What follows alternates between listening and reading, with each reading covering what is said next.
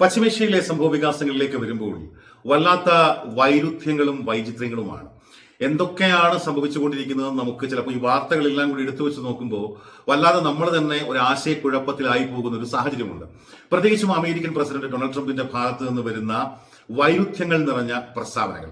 അതിലേക്ക് വരാം. അതിനു മുമ്പ് ഏറ്റവും കൂടുതൽ ഇറാനിൽ നിന്ന് വന്നൊരു പ്രതികരണമുണ്ട്. കഴിഞ്ഞ മണിക്കൂറുകളിൽ ഏറ്റവും വലിയ ചർച്ചയായ കുവൈറ്റിലെ വിമാനത്താവളത്തിലേക്ക് നടന്ന ആക്രമണവുമായി ബന്ധപ്പെട്ട് ആ ആക്രമണത്തിന് പിന്നിൽ തങ്ങളല്ല, തങ്ങൾക്ക് യാതൊരു വിധമായ പങ്കും ആ ആക്രമണത്തിന് പിന്നിലില്ല, മറിച്ച് അമേരിക്കയുടെ പാട്രിയോട്ട് സിസ്റ്റത്തിനുണ്ടായ പിഴവാണ് അങ്ങനെ ഒരു ആക്രമണത്തിന് കാരണമായത് എന്ന് തങ്ങളുടെ ഇന്റലിജൻസ് കണ്ടെത്തുന്നു. ഇറാന്റെ ഇന്റലിജൻസ് കണ്ടെത്തുന്നത്, അവരുടെ അന്വേഷണത്തിൽ അവർക്ക് ബോധ്യപ്പെടുന്നത് അമേരിക്കയുടെ പിഴവാണ്, അമേരിക്കൻ ഡിഫൻസ് സിസ്റ്റത്തിന്റെ പിഴവാണ് സംഭവിച്ചത് കുവൈറ്റ് എയർപോർട്ടിൽ എന്ന പ്രധാനപ്പെട്ട ഒരു കാര്യം.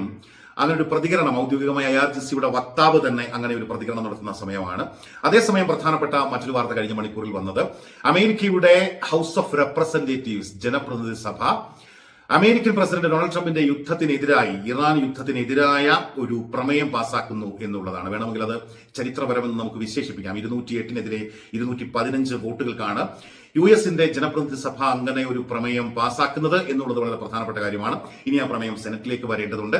അവിടെയും പാസ്സായാലും വേണമെങ്കിൽ അത് പ്രസിഡന്റിന് വീറ്റോ ചെയ്യുകയൊക്കെ ചെയ്യാമെങ്കിൽ പോലും തങ്ങൾക്ക് ഈ യുദ്ധം ആവശ്യമില്ല എന്ന് അമേരിക്കയുടെ ജനപ്രതിനിധികളുടെ സഭ അങ്ങനെ ഒരു നിലപാട് സ്വീകരിക്കുമ്പോൾ അത് പ്രധാനപ്പെട്ട കാര്യമാണ്. അത് പറയുന്ന സമയത്ത് തന്നെയാണ് മൊജ്തബ ഖാംനേയിയെ കാണാൻ താൻ വല്ലാതെ ആഗ്രഹിക്കുന്നു, ഏറ്റവും അടുത്ത് തന്നെ ആ കൂടിക്കാഴ്ച ഉണ്ടാകും എന്ന ട്രംപിന്റെ പ്രഖ്യാപനം കഴിഞ്ഞ മണിക്കൂറുകളിലെ പ്രധാനപ്പെട്ട ചർച്ചയാകുന്നത്. അതിനൊപ്പം തന്നെ നെതന്യാഹുവിനെ, ഒക്കച്ചങ്ങാതിയായ നെതന്യാഹുവിനെ ട്രംപ് ഭ്രാന്തൻ എന്ന് വിളിച്ചു, നന്ദി കെട്ടവൻ എന്ന് വിളിച്ചു. താനില്ലായിരുന്നെങ്കിൽ നിങ്ങൾ ജയിലിൽ കിടക്കേണ്ടി വന്നേനെ, നീ ജയിലിൽ കിടക്കേണ്ടി വന്നേനെ എന്ന് നെതന്യാഹുവിനോട് ട്രംപ് പറഞ്ഞു എന്നൊക്കെ ഉള്ള നിലയിലുള്ള വാർത്തകൾ ആക്സിയോസ് റിപ്പോർട്ട് ചെയ്തിരുന്നു. ഇവർ തമ്മിലുള്ള ഈ ടെലഫോണിക് സംഭാഷണത്തിൽ, വീഡിയോ കോൾ ആയിരിക്കും, അങ്ങനെയുള്ള സംഭാഷണത്തിൽ വീഡിയോ കോളിൽ നെതന്യാഹുവിനെ ട്രംപ് അറഞ്ചം പുറഞ്ചം തെറി പറഞ്ഞു എന്നുള്ള വാർത്ത അത് ട്രംപ് തന്നെ സ്ഥിരീകരിക്കുന്നു കഴിഞ്ഞ മണിക്കൂറുകളിൽ. അപ്പൊ അങ്ങനെയൊക്കെയുള്ള വാർത്തകൾ വരുന്ന സമയമാണ്. അതേസമയം പശ്ചിമേഷ്യൻ രാജ്യങ്ങളിൽ, പ്രത്യേകിച്ച് GCC രാജ്യങ്ങളിൽ നിന്ന് ഇറാനെതിരായ വലിയ വികാരം ഉണ്ടാകുന്നു. കുവൈറ്റ് ഇറാനിൽ നിന്നുള്ള നയതന്ത്ര പ്രതിനിധികളെ പിൻവലിക്കുന്നു എന്നതടക്കമുള്ള പ്രധാനപ്പെട്ട വാർത്തകളൊക്കെ സംഭവിച്ചുകൊണ്ടിരിക്കുന്ന സമയം. ഇന്ന് 2026 ജൂൺ മാസം 4-ാം തീയതി ഇറാനെ സംബന്ധിച്ച് ഇന്ന് പ്രധാനപ്പെട്ട ഒരു ദിവസമാണ്. അവരുടെ വിപ്ലവ നായകൻ, ഇസ്ലാമിക് വിപ്ലവത്തിന്റെ ഫൗണ്ടർ, അതിന്റെ ഉപജ്ഞാതാവ് ആയ ആയത്തുള്ള റൂഹുല്ല ഖോംനേയുടെ 37ാമത് ചരമവാർഷിക ദിനമാണ്. ടെഹ്റാനിലെ ഇമാം ഖുമൈനി മുസോളിയത്തിലേക്ക് ഒരു രാജ്യം തന്നെ ഒഴുകിയെത്തിക്കൊണ്ടിരിക്കുന്നു. രാജ്യത്തിന്റെ വിവിധ ഇടങ്ങളിൽ നിന്ന് ഇങ്ങനെ ഖുമൈനിയുടെ ഈ ചരമവാർഷിക ദിനവുമായി ബന്ധപ്പെട്ട ആചരണ ചടങ്ങുകളിൽ പങ്കെടുക്കാനായി ആയിരങ്ങൾ പതിനായിരങ്ങൾ ഒഴുകിയെത്തിക്കൊണ്ടിരിക്കുന്നു എന്ന വാർത്തയും വരുന്ന മണിക്കൂർ. അതേസമയം അവരുടെ നെഗോഷിയേഷൻ ടീമിന്റെ ലീഡർ, ഇറാൻ പാർലമെന്റ് സ്പീക്കർ കൂടിയായ മുഹമ്മദ് ബാഗിർ ഗാലിബാഫ് കഴിഞ്ഞ മിനിറ്റുകളിൽ പറഞ്ഞിരിക്കുന്ന പ്രധാനപ്പെട്ട ഒരു വാചകമുണ്ട്. Era of cost free threats against Iran has ended. ഒരു ചെലവുമില്ലാതെ ഇറാനെ ഇങ്ങനെ ഭയപ്പെടുത്തിക്കൊണ്ടിരിക്കുന്ന ഒരു ഇറയുണ്ടല്ലോ, ആ യുഗം അവസാനിച്ചു എന്ന് ഗാലിബാഫ് പറയുന്നു. ഇനി വിരട്ടലിനും വിലപേശലിനും യാതൊരു പ്രസക്തിയുമില്ല.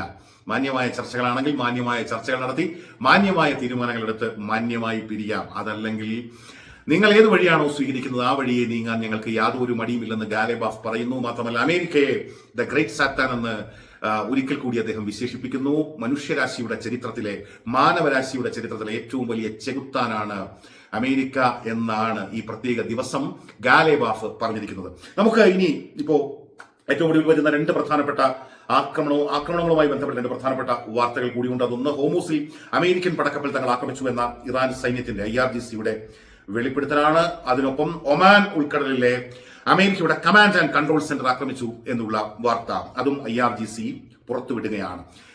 കഴിഞ്ഞ ദിവസം ഹോമൂസിലെ ഖെഷാം ഐലൻഡിലേക്ക് നടന്ന ആക്രമണത്തിന് ശേഷമായിരുന്നു ബഹ്റിനിലേക്കും അതുപോലെ കുവൈറ്റിലേക്കും അവിടുത്തെ ബേസുകൾക്ക് നേരെയാണ് തങ്ങൾ ആക്രമണം നടത്തിയത് എന്നാണ് ഇറാൻ ഇപ്പോൾ വ്യക്തമാക്കുന്നത്. അതിൽ അലി അൽ സലീം എയർബേസ്, കുവൈറ്റിലെ അലി അൽ സലീം എയർബേസിന് തങ്ങൾ നടത്തിയ ആക്രമണത്തിൽ കാര്യമായ കേടുപാടുകൾ വന്നു എന്നതിന്റെ ദൃശ്യങ്ങളൊക്കെ ഇറാൻ സൈന്യം പുറത്തുവിട്ടിട്ടുണ്ട്, IRGC പുറത്തുവിട്ടിട്ടുണ്ട്.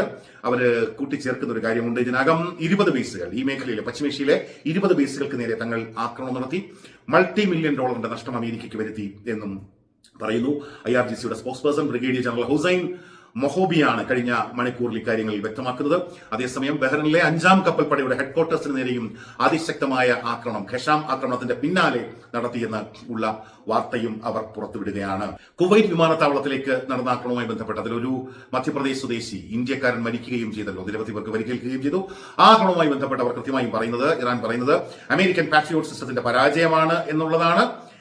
നമുക്ക് അത് കേൾക്കുമ്പോൾ പെട്ടെന്ന് കുവൈറ്റ് സൈന്യം അമേരിക്കയുടെ ആ യുദ്ധം കൊടുമ്പിരിക്കൊണ്ടിരിക്കുന്ന സമയത്ത് കുവൈറ്റ് സൈന്യം അമേരിക്കയുടെ 2 കുടികെട്ടിയ വിമാനങ്ങളെ വെടിവെച്ചിട്ട ഒരു സംഭവം നമ്മുടെ ഓർമ്മയിൽ ഉണ്ട്. ആദ്യം അത് ഇറാനാണ് വെടിവെച്ചിട്ടത് എന്ന നിലയിലുള്ള വാർത്തകൾ വന്നിരുന്നു. പിന്നീട് അങ്ങനെയല്ല, അത് കുവൈറ്റ് സൈന്യത്തിന് പറ്റിയ പിഴവാണ് എന്ന നിലയിലുള്ള വാർത്തകളൊക്കെ നമ്മൾ റിപ്പോർട്ട് ചെയ്തിരുന്നതാണ്. അപ്പോൾ അതില് ആ നിലയ്ക്കുള്ള ഒരു സംഭവമാണ് കുവൈറ്റിൽ നടന്നത് എന്നാണ് ഇപ്പോൾ ഇറാൻ പറയുന്നത്. അതായത് അമേരിക്കൻ പാട്രിയോട്ട് സിസ്റ്റത്തിന് അവര് ഈ ഇറാനിൽ നിന്നുള്ള ആക്രമണങ്ങളെ പ്രതിരോധിക്കാൻ വേണ്ടി അമേരിക്കൻ സംവിധാനം വിന്യസിച്ചപ്പോൾ അതിന് പറ്റിയ പിഴവ്, അതിലെ പാട്രിയോട്ട് മിസൈലുകൾ വീണാണ് ഈ വിമാനത്താവളത്തിൽ വലിയ നാശനഷ്ടങ്ങൾ ഉണ്ടായത്, അല്ലെങ്കിൽ ആ വിമാനത്താവളത്തിൽ സ്ഫോടനം ഉണ്ടായത് എന്ന നിലയിലുള്ള വെളിപ്പെടുത്തൽ. നമ്മൾ ആ പഴയ സംഭവം നടന്നപ്പോൾ യുദ്ധം കൊടുമ്പിരിക്കൊണ്ടിരിക്കുന്ന സമയത്ത് 2 F-60, F-35 ഫൈറ്റർ ജെറ്റുകളെ അടിച്ചിട്ട വാർത്ത വന്നപ്പോൾ നമ്മളൊക്കെ ഈ ബെയ്ദു സിസ്റ്റം, ചൈനയുടെ ബെയ്ദു സിസ്റ്റം ചില തെറ്റായ സന്ദേശങ്ങൾ ഈ ശത്രുപാളയത്തിലുള്ളവർക്ക് കൊടുക്കാറുണ്ട്. അപ്പൊ അങ്ങനെ കുവൈറ്റ് സൈന്യം ഇത് ഇറാന്റെ വിമാനങ്ങളാണെന്ന് തെറ്റിദ്ധരിച്ചുകൊണ്ടാണ് അമേരിക്കയുടെ വിമാനങ്ങളെ വെടിവെച്ചിട്ടത് എന്നൊക്കെയുള്ള നിലയിലുള്ള നിരീക്ഷണങ്ങളൊക്കെ ഉണ്ടായിരുന്നു. അപ്പൊ അതിനോട് ചേർന്ന് നിൽക്കുന്ന ഒരു വിശദീകരണമാണ് ഇക്കാര്യത്തിൽ ഇറാൻ നൽകുന്നത്.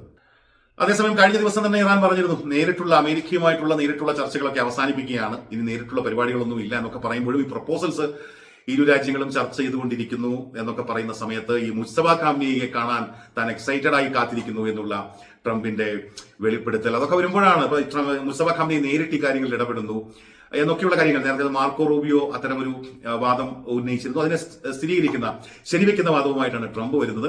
അപ്പോ ഖാംനി നല്ല ഒരു മനുഷ്യനാണ്, മുസ്തഫ ഖാംനി നല്ലൊരു മനുഷ്യനാണ്, അദ്ദേഹത്തെ കാണാൻ ഞാൻ ആഗ്രഹിക്കുന്നു, ഏറ്റവും അടുത്ത് തന്നെ അങ്ങനെ ഒരു കൂടിക്കാഴ്ച ഉണ്ടാകും എന്നൊക്കെ ട്രംപ് പറയുന്നു.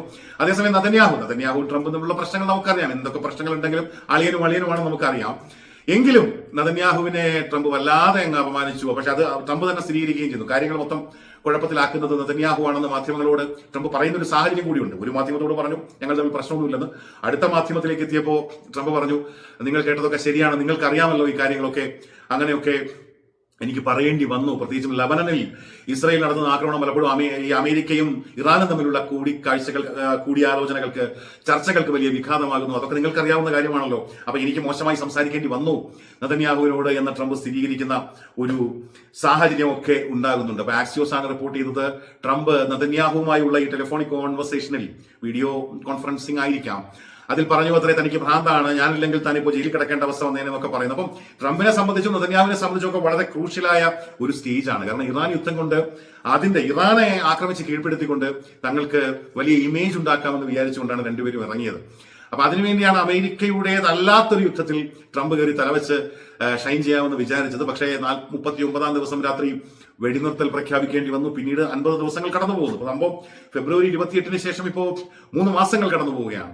അപ്പൊ വെടിനിർത്തലിന്റെ 50 ദിവസവും ഇങ്ങനെ കുറെ അവകാശവാദങ്ങൾ പറയാനല്ലാതെ പ്രത്യേകിച്ച് ട്രംപിനൊന്നും പറ്റിയിട്ടില്ലെന്ന് നമുക്കറിയാം. അമേരിക്കൻ ജനതയ്ക്കിടയിൽ അത് വലിയ പ്രതിഷേധത്തിന് കാരണമായി. അവരുടെ കുടുംബ ബജറ്റിനെ താളം തെറ്റിക്കുന്ന നിലയിലുള്ള കാര്യങ്ങളിലേക്ക്, സാമ്പത്തിക പ്രശ്നങ്ങളിലേക്ക് തന്നെ യുദ്ധം പോവുകയായിരുന്നല്ലോ. ഒരു പെട്രോൾ പമ്പിൽ ക്യൂ നിൽക്കുമ്പോൾ പോലും ട്രംപിനെ തെറി പറയുന്ന ഒരു അവസ്ഥയിലേക്ക് കാര്യങ്ങൾ എത്തി. അതിന്റെ പ്രതിഫലനമാണ് കൃത്യമായിട്ടും കഴിഞ്ഞ മണിക്കൂറിൽ ജനപ്രതിനിധി സഭയിൽ നമ്മൾ കണ്ടതും. അപ്പൊ ഒരു നിലയ്ക്കും അമേരിക്കയ്ക്ക് യാതൊരു നേട്ടവും ഉണ്ടാക്കാൻ കഴിയാത്തൊരു യുദ്ധവുമായി ബന്ധപ്പെട്ട് ട്രംപ് നവംബറിൽ നടക്കാനിരിക്കുന്ന ഇടക്കാല തെരഞ്ഞെടുപ്പിലൊക്കെ ട്രംപിന്റെ പാർട്ടി, റിപ്പബ്ലിക്കൻ പാർട്ടി കൂടി റെസ്പോൺസിബിൾ ആകുന്നവർ അതിന് ഉത്തരം പറയേണ്ടി വരുന്ന ഒരു സാഹചര്യം വരുന്നു.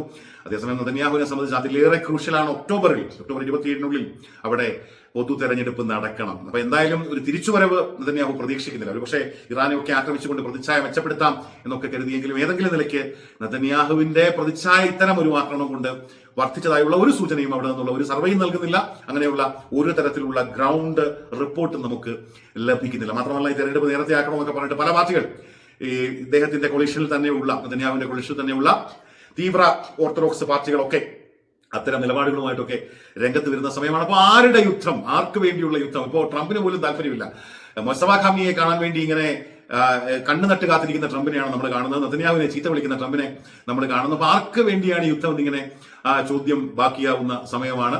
തങ്ങളുടെ രാജ്യത്തിന്റെ പരമാധികാരം അടിയറ വയ്ക്കാൻ തങ്ങൾ ഏതായാലും തയ്യാറല്ല. അങ്ങനെയല്ല തങ്ങളെ തങ്ങളുടെ ആത്മീയ ആചാര്യന്മാർ പഠിപ്പിച്ചതെന്ന് ആവർത്തിച്ചുകൊണ്ട് ഇറാനും നിൽക്കുന്ന ഒരു സാഹചര്യം. അതേസമയം പശ്ചിമേഷ്യയിൽ പൊതുവെ ഇറാനെതിരെയുള്ള ഒരു വികാരം കൂടി രൂപപ്പെടുന്നുവെന്ന് ആ കാര്യം നമുക്ക് കാണാതിരിക്കാൻ പറ്റുന്നില്ല. കാരണം ഈ പലപ്പോഴും പല ആക്രമണങ്ങളുടെയും പിന്നിൽ ഇറാൻ അല്ല എന്ന് ഇറാൻ പറയുന്നു. പക്ഷേ അങ്ങനെയല്ല, ഇറാൻ ബോധപൂർവമായ ആക്രമണം ജനവാസ കേന്ദ്രങ്ങളിലേക്ക് അടക്കം നടത്തുന്നു എന്ന നിലയിലുള്ള വിമർശനങ്ങളും ഒക്കെ ഉയരുന്നുണ്ട്. അപ്പൊ നമുക്കറിയാമല്ലോ, ഇപ്പൊ ഈ മേഖലയിൽ നിന്നുള്ള വാർത്തകൾ നമുക്ക് അത് വല്ലാത്തൊരു ഇസ്രയേലിൽ നിന്ന് തന്നെ, ഇസ്രയേൽ അടക്കമുള്ള ഈ രാജ്യങ്ങളിലൊക്കെ വല്ലാതെ മീഡിയ സെൻസർഷിപ്പ് നിലനിൽക്കുന്നുണ്ട്. അപ്പൊ അതുകൊണ്ട് ഈ വാർത്തകൾ എന്താണ് ഇതിന്റെയൊക്കെ പിന്നിൽ സംഭവിച്ചതെന്ന് നമുക്ക് ഒറ്റയടിക്ക് നമുക്ക് ഈ മാധ്യമങ്ങൾ നൽകുന്ന വാർത്തകൾ മാത്രം അങ്ങ് വിഴുങ്ങാൻ പറ്റില്ല. അപ്പൊ കുറച്ചുകൂടി കാത്തിരിക്കേണ്ടി വരും കാര്യങ്ങൾ വ്യക്തമാക്കാൻ. ഏതായാലും ഇത് വലിയ ഒരു സംഘർഷത്തിലേക്കൊന്നും കാര്യങ്ങൾ പോകില്ല എന്ന നിലയിൽ തന്നെയാണ് നമുക്ക് കരുതേണ്ടത്. കാരണം ഈ സാമ്പത്തികാണവ യുദ്ധം കൃത്യമായും കൈവശം വെച്ചിരിക്കുന്ന ഇറാനെ അങ്ങനെയൊന്നും അങ്ങ് ഈ വിരട്ടി തോൽപ്പിക്കാനൊന്നും ഇനി പറ്റില്ല. യുദ്ധം ഏതായാലും ജയിക്കാൻ പറ്റില്ല. എന്നാൽ നെഗോഷിയേഷൻ ടേബിളിൽ ജയിക്കാൻ നോക്കി, പക്ഷെ അതും ഇപ്പോൾ നടക്കുന്നില്ല. ഹോർമൂസ് പിടിച്ചെടുക്കുമെന്നൊക്കെ പറഞ്ഞു. ഇതെല്ലാം ഇങ്ങനെ സ്വപ്നങ്ങളായിട്ട് അവശേഷിക്കുന്ന മണിക്കൂറുകളാണ്. ഏതായാലും പൊതുവെ സംഘർഷഭരിതമായ ഒരു സാഹചര്യമുണ്ട്. ആ കാര്യത്തിൽ തർക്കമൊന്നുമില്ല. പക്ഷെ വൈകാതെ ഒരു തീർപ്പുണ്ടാകുമെന്ന് തന്നെയാണ് നമുക്ക് പ്രതീക്ഷിക്കേണ്ടി വരുന്നത്. പ്രത്യേകിച്ചും ഡൊണാൾഡ് ട്രംപിന്റെ മിനിറ്റുകൾ മാറിയുള്ള ഈ പ്രതികരണങ്ങളുടെ വൈരുദ്ധ്യമൊക്കെ കാണുമ്പോൾ അവരുടെ കോൺഫിഡൻസ് ലെവൽ എത്രയുണ്ടെന്ന് അവരുടെ പ്രതികരണങ്ങൾ കൃത്യമായും തെളിയിക്കുന്നുണ്ട് എന്ന് വേണം നമുക്ക് ആകെ മൊത്തം ടോട്ടൽ എന്ന് പറയുന്ന പോലെ ചുരുക്കി പറയാം.